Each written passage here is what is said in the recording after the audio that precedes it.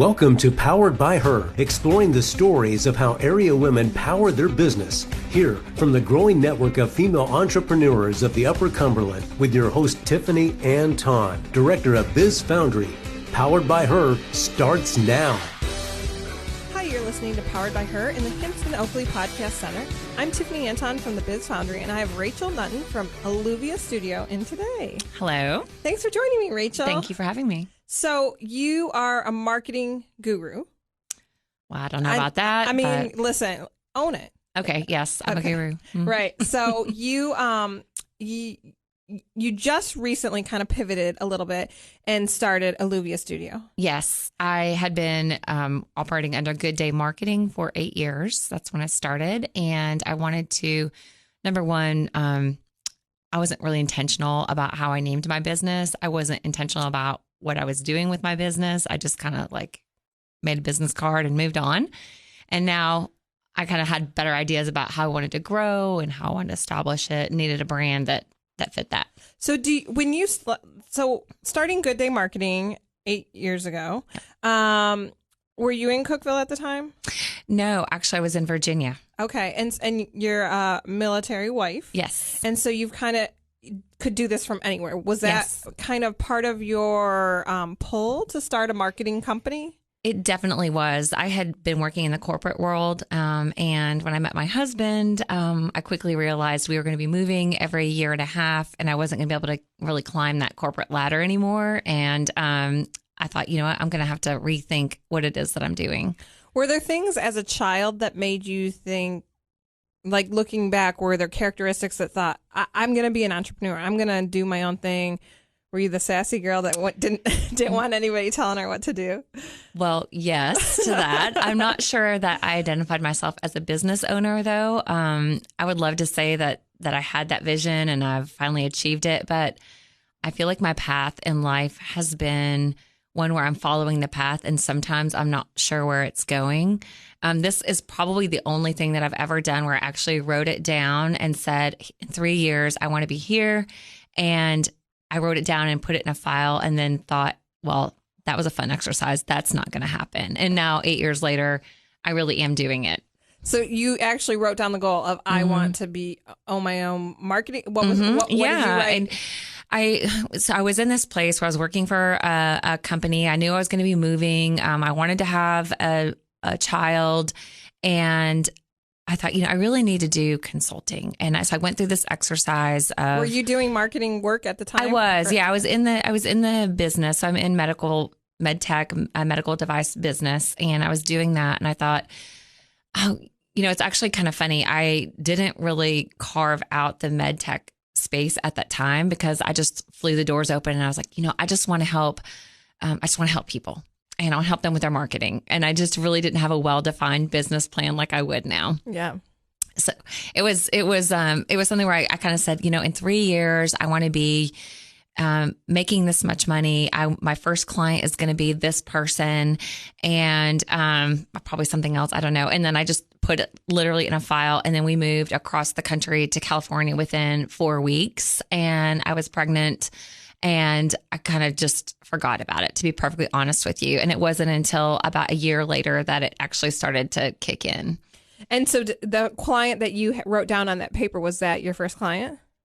Yes, it was. Okay. Yeah. And I didn't even call her. She called me. Oh, wow. So, yeah. So somebody else kind of made your path for you a little bit to start. Definitely. Kicked you down that path a little bit. She's someone who, she was a former boss and she has continually invested in me as a friend, as a mentor, as a client, in all different ways. And she's probably one of the best role models for kind of elevating women and giving women opportunity in business. And she continues to do that today. That's pretty exciting. And she is not local. Is that correct? No, actually. So that's one of the things about my business. So I'm here in Cookeville, but none of my clients are local, although I am sort of nurturing a relationship here with a local company. But they're mostly in California, Europe, Israel, and East Coast. So what Good Day Marketing was in MedTech. Yes. What does that mean? What does MedTech mean? Well, no, what does marketing in MedTech mean? Yeah. Like that just seems such a small, like mean, I'm sure there's a need for it, right? Yeah. So it's really, for me, it's everything from helping. So you have people who have great ideas that can help patients. So it's basically bringing any patient care innovation into the marketplace and make sure it gets to as many patients as possible. So that can be helping to nurture an early stage idea to get the right investments so that it can become like a full mature product that is then brought out into the market, which in our industry, we call that commercialization. So bringing that into the market. Do you feel like you're a business coach of some sorts? Yes, I do now. Yeah. I wouldn't have sort of put that stake in the ground when I started, but definitely at this point. Do you think you just didn't give yourself enough credit to start off with? I didn't have a lot of confidence when I got started, to be honest with you. And then as I got more opportunities, I realized that I really did have a lot to offer, and I've gotten more and more of those opportunities. And it's just been, I don't know, I'm really humble about it because I think that people have taken not a risk on me. I think it was a good risk, but they gave me opportunities and then I've demonstrated it. And I've just never been one of those to say, oh, I'm really great at XYZ. And I don't really like to self-promote myself that much. Do you think that's a woman thing a lot? Probably. I think so. Yeah. I when I started doing social media marketing, and I got off a phone call and I said, well, I'm just an old, I'm a former teacher. I don't know anything about this. And the lady said, I don't like the way you talk about yourself. And I was like, ooh, I just got in trouble. Yeah. And so I've really tried to just kind of like own where I'm at and what I'm doing. And I think as women, it's hard for us to kind of stand tall. What's kind of been funny too. So I've been a one-man show, one woman show. Thank you. One girl show, for a while. And there have been times that I have tried to get people to help me. And I have realized in that process, the unique value that I do bring to the table, because I tend to assume everybody thinks like me, everybody acts like me. And of course, the older you get, the more experience you have, you realize what your real unique value is. And so in some ways, that was really helpful to boost my confidence, to realize, wow, I do actually have a pretty unique perspective and set of experiences and expertise that I can truly help people. And now that I'm growing my business, I'm in a place where I can mentor other people. And that's one of the goals of me being in Cookeville. So I was doing this remotely, and I have an office now, and I will have now 3 employees. The next one's starting on Monday. And I finally have kind of this space and the stability to teach them things and to lead them. And I just never really, being in the military, we lived all over, and I didn't really have the time or the ability to invest in other people. We're going to get to some of your good day marketing stuff in a second. Yeah. In case you're just joining us, we have Rachel Knutton from Alluvia Studio, and we're in the Hits in Oakley Podcast Center. And so you tell me about, do you have a product that because I think MedTech is interesting. There's just so much. It feels small, but there's a lot that encompasses it. Mm-hmm. So do you have any product that was cool that you got to work on that maybe people would know about, or any kind of help that you offered a business that you just think that was that expertise that you could offer somebody that, others maybe couldn't? I think so. I work with 2 different kinds of businesses. Mm-hmm. I work with some really large, publicly traded, really high performing companies. And then I work with startups, usually started by former CEOs or executives of larger companies, where they find a new innovation and bring it to market. I'm really careful about talking about my role in some of the things and some of the products because of confidentiality. I really guard that fiercely. So, and I don't know, I guess I just don't like to, I don't like to take credit for that, but you want to be in the background. I like to be in the background. But there is one, that I worked for a really large company, and they're still a client of mine. And I was brought in at the really early stages of it. And, a lot of times, we're selling the ideas to people who are investing in the ideas. So someone has a great clinical idea, but even within a company, you need to secure funding to make sure that product is successful. And I've done that a couple of times now with some big companies where I have been the spokesperson or helped someone be the spokesperson to obtain X millions of dollars to bring this thing to market, and then to finally see it show up in a Wall Street Journal article. That's really cool. Yeah. That's really gratifying. And I feel like at that time, my role was really small, but then to have people who are involved with that say, if it hadn't been for a presentation that you had done, we wouldn't be here today. Do you have a medical background at all? Where have you? No, actually. So it's funny. I lived in Nashville. I moved here in 1996 and I started working for HCA. And actually at Centennial Medical Center is where my office was, but I worked for the Nashville division, which is TriStar now.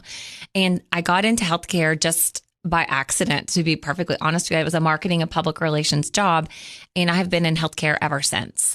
So I worked in the hospital field for about 10 years. I worked, so at HCA, I worked at St. Thomas. I worked at Hendersonville Medical Center, and then I moved down to Atlanta and worked for an HCA hospital there. And it was all the marketing and PR for those hospitals. Yeah. And so it was a really, it was a great experience. When I worked at Hendersonville, which was my favorite place, the nurses gave me an honorary RN, which was like, if you're not a clinical person and the nurses do, that was something I was really proud of. Well, and I'm guessing it can be intimidating in that situation. I'm guessing it's pretty easy to undercut yourself of saying, I don't have the medical knowledge. To me, medical knowledge is, way up, way more than I could comprehend a lot of times. So it's easy to be like, well, I just know marketing. Everybody should know, this seems easy because it's easy to you. I think, so while trying to stay humble about it, I do think one of the things I'm able to do is really absorb technical information. So whether that's engineering information that goes into developing a product and why it works, or the algorithms, or, whatever that is, sensors, really technical things that are way out of my league, or medical content procedures and things like that. I really like to listen and observe and then really break it down into like, what are the most fundamental aspects of what we're talking about? And I do think that that's something that I remember when I was really young. I was, I guess, 24 or 5, and I went into a procedure with one of the Centennial heart surgeons, and he took me into, and I wasn't prepared, for the blood and, all of that. And it wasn't minimally invasive, it was the real deal. And kind of from that moment on, I really enjoyed like talking to physicians and listening to them talking and knowing, okay, here's your place. You have all of this knowledge. I'm never going to be that smart, but I think I can get it to where I can get other people to understand what you're talking about. Well, and I don't think I think that society has that quote unquote that smart, but like they probably could not, write a paper that other people could understand, or, everybody has their skill set. Exactly. And one does not make you smarter than the Exactly. other, but that's just how society kind of, medical people like, oh, you're so smart, but it's like, some people can't tie their shoes. Right. Well, it's really interesting. So when I left the hospital world and I went into the medical device industry, then I had a really interesting experience where I sort of launched a product. So in the medical field, like that's helping equip the salespeople how to sell it, because it's mostly reliant upon the salespeople to go in and talk to hospitals and physicians about how this works and so on. So then I launched this product, and then I moved into medical device sales with the same company and sold that product. Oh, which was a really unique experience to say, one, what did I do right when I was a marketing person? Because now I'm a salesperson. Yeah. Two, what did I do wrong? What would I not do again? But one of the things that I learned is the partnership between our clinicians, whether that's surgeons, physicians, nurses, techs, whatever, and the marketing and sales people of these companies is really important, because they really do rely on the expertise of the people who spent so much time thinking about solving one particular problem, right? So a surgeon has a lot of problems they're trying to fix, and a medical device company is really focused on solving one piece of that. So, and that's why in a lot of, orthopedics and things like that, you have medical device reps that are in there when it comes time to use it to say, here's how you use it. And that partnership's really important. Yeah. It's such an interesting field or world to all that, It really is. You don't think about the business aspects of the medical community, but it is. Yeah. In case you're just joining us, you're listening to Powered by Her in the Hinson Oakley Podcast Center. I have Rachel Knutton from Alluvia Studio. We've been talking about how you started in MedTech marketing with Good Day Marketing. And about maybe a year and a half ago, you decided to pivot? Yeah, it's actually just a few months. So we made it official in at the beginning of the year. Okay. And the pivot really... But you kind of had in your mind about a year ago, maybe, do you think that you've... When we finally, my husband retired from the military, and so we said, hey, we're going to stay here, which we were really excited about. We chose Cookeville to live.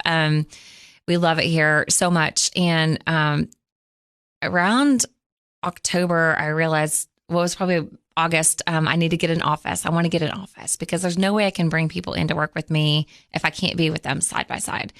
And it just grew very, very quickly from there. The pivot really was, the branding was really to make the brand more reflective of the work that we do, to make it a little bit more consistent with our industry. And then, bringing on a team is really going to allow us to deepen and provide more support to the customers that we have. So what made you decide that you really wanted to have an office space that instead of, you could have had remote workers all over the country. I just wasn't successful using remote workers, to be honest with you. You've had a little bit of path with that. I tried it a few different times, a few different ways. And I thought I really need to help train people on like what it is that I do and why and how, and you just really need people there. Do you think as, the business owner now, because you've mentioned a couple times that you get to teach people what you do and invest in they're women that work for you right now. Do you feel like that's part of what you're really enjoying and appreciating about having this office space, is having this team that you're kind of getting to invest in and pour into a bit? Yes, definitely. It's a huge part of my mission. So with me alone, I know I can do great work for my clients and really help them advance their medical innovations so that they can help more patients. I mean, that's the goal, is to help more patients. And but there's just one me.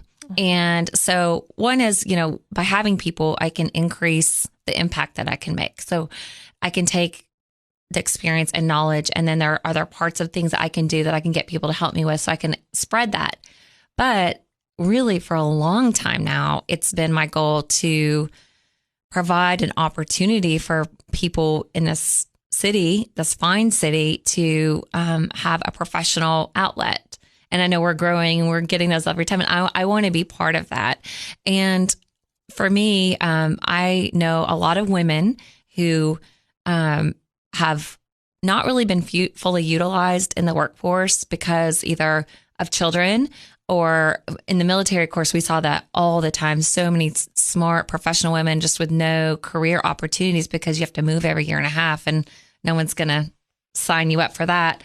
So I really wanted to create a space where it could be flexible, moms that want to come in and work some, but still have the obligations that they want to keep up with, but need to really flex that professional muscle and feel like, hey, I have a really great job being a mom, but I kind of want to do something a little different too. And it can be very taboo, especially in the South. That whole stay-at-home mom, it can be hard to say, no, this is something I need as a woman.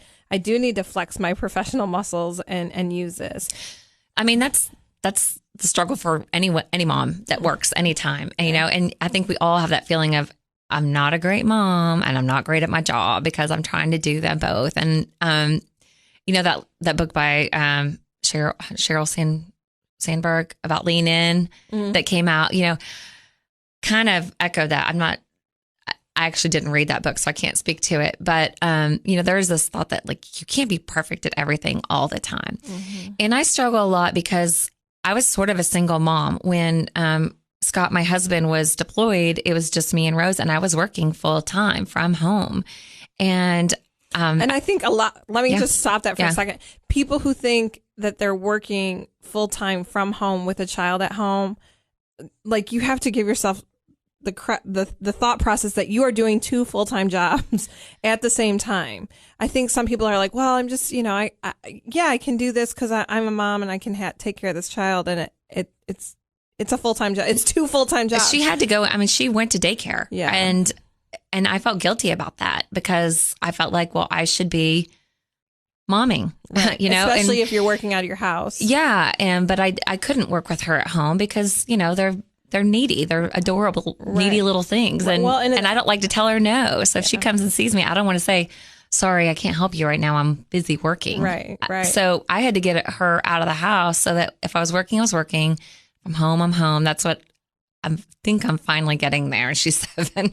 Yeah. But I mean, it is. And I think working out of the house helps a lot.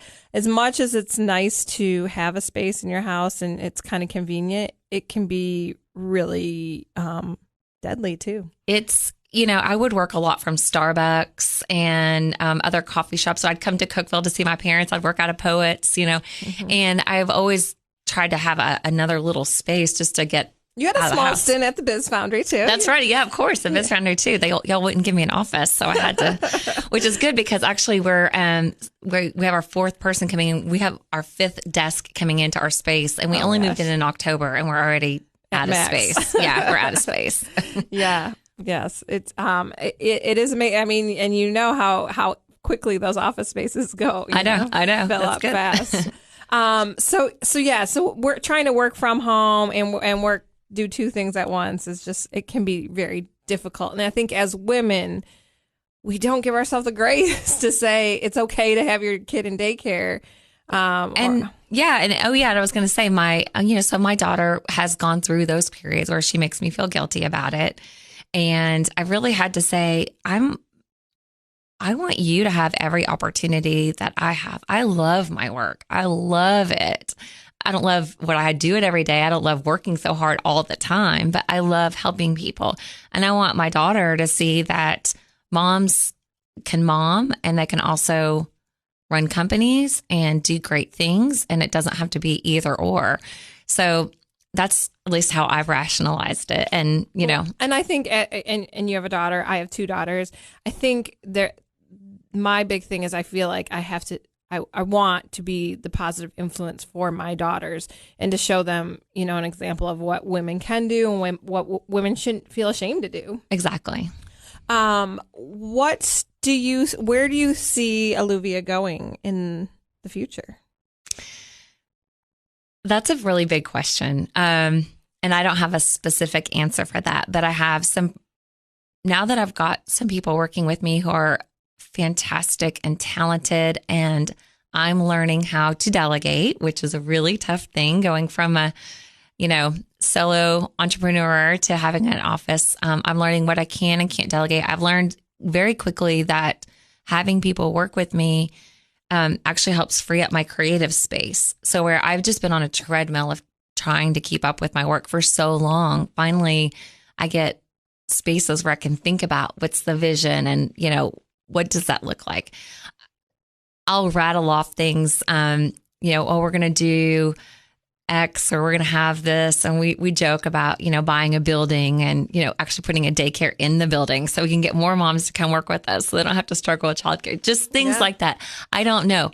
With me and the way that I think, who knows, that probably will happen just because the words came out of my mouth. And, once you put it out there, it usually happens.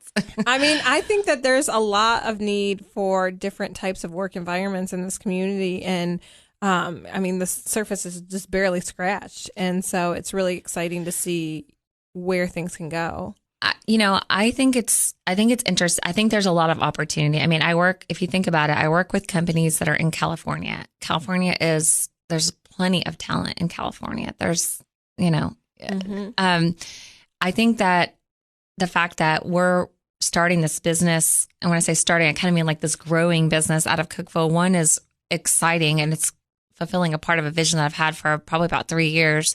But I think there's so much more. we have so many opportunities to grow our business with our current clients. Because right now we're just in a responsive mode. We don't proactively work with them. And I think there's a lot more we could do to be more, thoughtful and even bring more value that they don't even know that we can bring to the table. So I think there's just a lot of opportunity to keep growing it. Do you plan to make more of a splash here locally of doing marketing here with clients? What's important to me is being a part of the community. So right now, I'm not in a position where I'm looking for business from my community. I really want to give to my community. And that's one of the reasons, like being part of downtown and having people, or I'm on the west side, having people work with me, giving to the community, donating things. And that right now is more important to me. If it happens organically, I think that's great. And I could see a time where we do work with more clients. There, like I said, there is one client locally that we're talking to, and hopefully can help them. There's a lot of businesses locally that their impact on the community is a lot of the economic impact that you are providing women with salaries that they are then growing the economy because they have that money that they're going and spending at stores. And so you are a piece of that landscape, and and that's not to be undersold. You're bringing in money from all these clients, and that you're kind of the best kind of business because, you're bringing external dollars into this region. I'm just really proud of being here. I love Cookeville so much. Everybody here does. That's not a new thing. Everyone says it's magical. But yeah, it's kind of funny because, I do, like I said, I feel like I work with clients in glamorous places, right? They're in Silicon Valley, and they're in California, and they're in Europe, and that's really glamorous. And I love that. But I really want to, show my pride in this town and the talent that we have. And so it's important to me. Like I have this vision where, at some point when I can catch up on the work that with the website or a blog or something where I can kind of promote it a little bit. Not too much. We don't want too many more people here, but 5 desks in that office is pretty. I know. So if you have a space, call me. So what, I think that there was I've heard, but I can't remember now. What's the story with Alluvia? Why did you pick the name Alluvia? Oh, thanks for asking that. So, of course, naming a business is really tough, and especially with your own business. And somewhere around the summer, I got really, I went through some really tough things personally in my life. And it was probably from my mother. She probably gives me all my great ideas. But, I was thinking about gold and thinking about how gold, the more you hammer it, the stronger it gets. And at that point in my life, this summer when I was going through that, I held on to that feeling because I've been through many tough things in life. And I do feel like it's true. Like the more I get hammered, the stronger I get. And so I sort of started thinking about that. And I started thinking about gold. And I thought about how gold makes things beautiful, but it goes through a process, right, to get there. And great ideas are like that. And one of the things about my business I'd already been using before we were Alluvia was define, refine, and shine. And it's sort of helping people define what it is that they're trying to achieve and how they're trying to achieve it, and then refine their ideas and then shine them up, make them look pretty, make them attractive and palatable, whether that's words or images or things like that. And it fit really nicely with the gold theme. So anyway, as I was kind of researching that, the idea about alluvial soil, which is soil that's found in riverbeds. So it's really, really fertile soil because you've got deposits of all the water flowing over it. And then you find gold there. Mm-hmm. And so alluvia is inspired by that. We made it alluvia because it's a little more feminine than alluvium. And it really stuck with us. Awesome. Yeah. Well, that's exciting. Any advice that you have for women who are kind of trying to figure out their way or are thinking about making a leap to kind of starting a business or building a team? Because that's really where you're at right now. That's exciting for you, is building a team. Mm-hmm. Well, as far as starting a business, one of my top 5 values is risk taking. So, I mean, I married someone in the military active duty. That means I'm willing to go with you anywhere. And I think that exemplifies part of my personality. So I think you have to feel like comfortable with a little bit of risk anytime you start a new venture. But in terms of building a team and I guess what I'd like to share is just that it's difficult, but very rewarding. But it's very true that once you go from just doing it yourself to working with other people, you're more vulnerable because you're having other people share in your ideas and share in your kind of dream. And that requires a level of vulnerability that I didn't really think about before I started doing it. So it's a really exciting, it's lonely sometimes too, because once you get in that place, then the weight and the responsibility is greater for you. And there's almost no one that understands that position. So I've even lately thought about, some of these women that you've interviewed on this podcast before, like I'd like to have a little dinner group or something to talk about some of the challenges that you experience when you're trying to grow. Finding the community is very important, of just finding others that are kind of in the situation, the space that you're in, and realize that you're not so alone. Mm-hmm.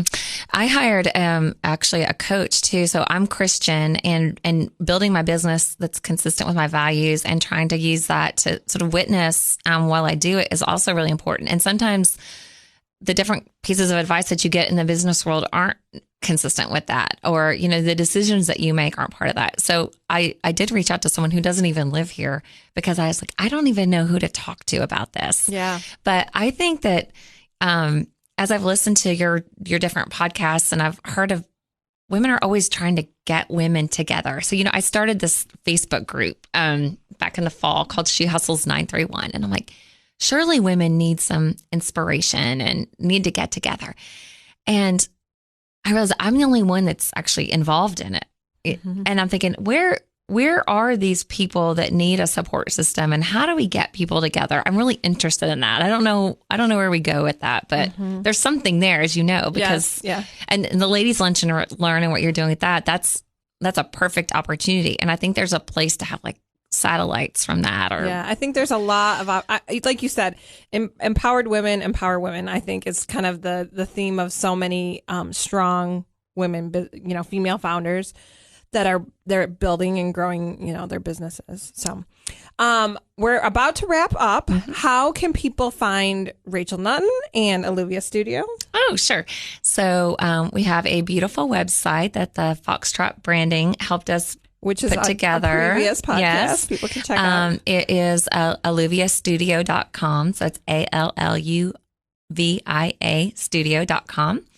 And what we do is there. And then I'm on LinkedIn. Okay. And I am Rachel Knutton with a silent K. So it's KNUTTON. And you're just a regular RACHEL. Just a regular old RACHEL. Yeah.